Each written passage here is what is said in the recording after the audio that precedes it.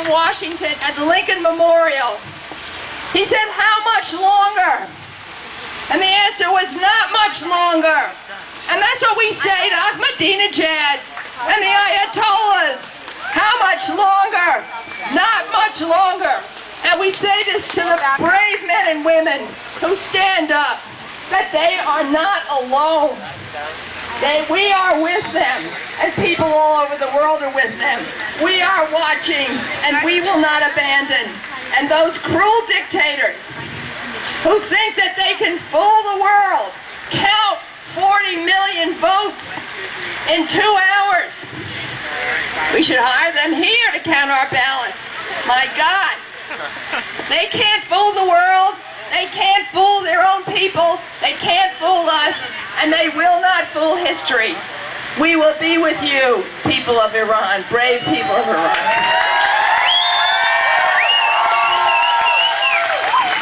All right, our next speaker, Jeff Bachman, Chairman of the Board of Directors for Amnesty International USA. Everyone for Jeff. Thank you, Sharon. It's hard to follow the last few speakers who have spoken so eloquently about the fight for human rights in Iran. I stand here today, though, to speak on behalf of the 350,000 members of Amnesty International in the United States who also stand together with the people of Iran. We stand together with the people of Iran as they seek to validate the most basic of human rights, the rights to be able to choose your leaders, the right to peacefully protest, the right to peacefully gather, and to petition their government for change. And we will continue to stand with those people until that change comes, until their rights are respected. And on behalf of Amnesty International, I am so proud to see all these people here tonight.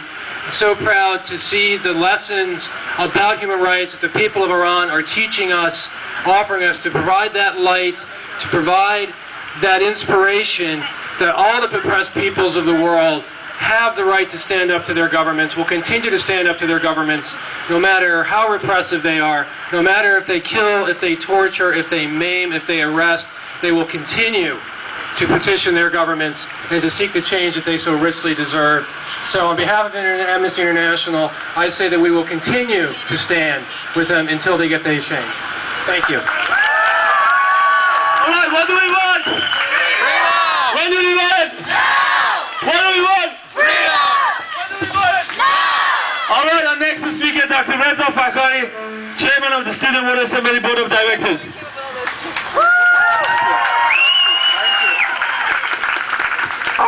I'm honored to speak before you in this rally of solidarity with the courageous people of Iran who have been risking their lives to uphold their political and human rights. What the Iranians are exercising are their inalienable rights of assembly and free speech that are enshrined in the Universal Declaration of Human Rights. These rights are even guaranteed in the Constitution of the Islamic Republic of Iran. What the peaceful protesters have been doing in the aftermath of the contested presidential election is absolutely legal.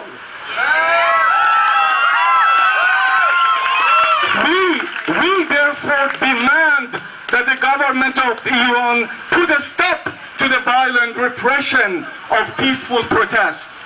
We find it appalling that a Friday prayer Ayatollah today called for the death penalty without mercy for demonstration leaders. The Student World Assembly is a student-run global dialogue organization dedicated to promoting democracy.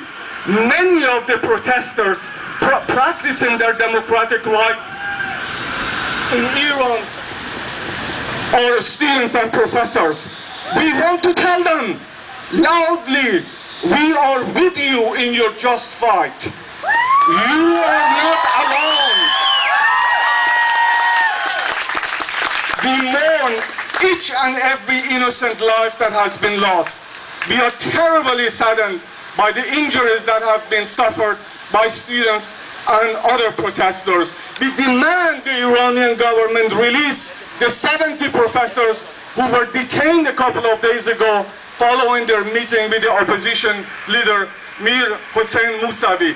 In fact, we asked the Iranian government to immediately release all those who have been detained for peaceful expression, for peacefully expressing their opinions about the results of the election and for demonstrating their desires for democracy, freedom, justice, and dignity.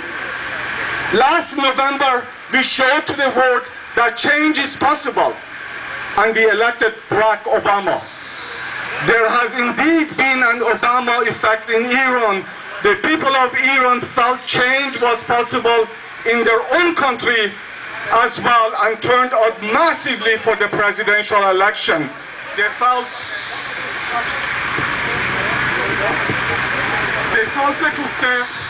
they could say, yes we can. Yes we can, but their hopes were dashed by an unfair election.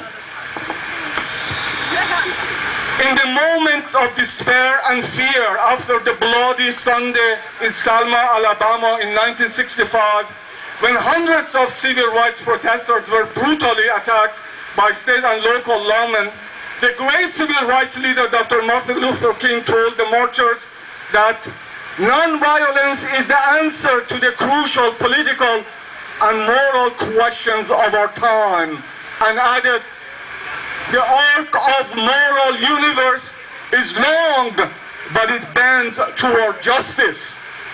President Obama invoked this statement of Dr. King many times during his campaign and always said that the arc does not bend on its own and requires our hands on it.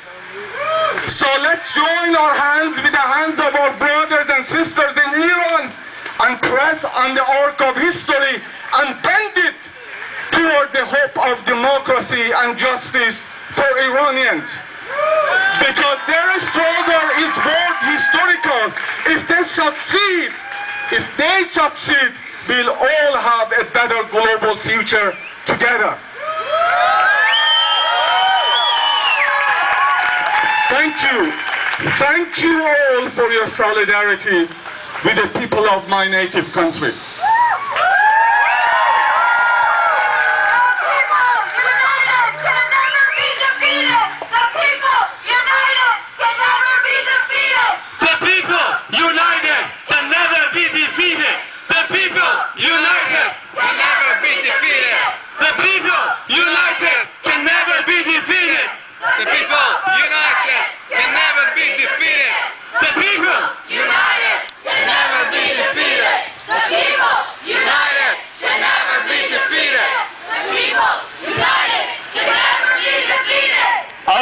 All right, thank you. Lots of effort we see here. Our next speaker, Hadi Ghaemi, please come upstairs. From the International Campaign for Human Rights in Iran, Hadi Ghaemi, please. All for coming out here. It's definitely not the best conditions to be out in the outdoors, but I'll make it very quick. I think the previous speakers have said much that there was to say.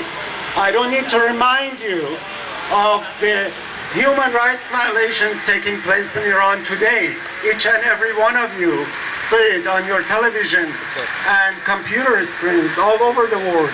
From the shooting of Neda, the innocent woman who died in front of our eyes in less than 30 seconds, to the beating of innocent men, women, old, young, boys, girls, at the hands of thugs who have been armed by the state. All those images are with us. So let me just make 4 points about what is happening today in Iran. One, this movement has deep historical roots. What we're saying goes back at least 100 years, way before the turn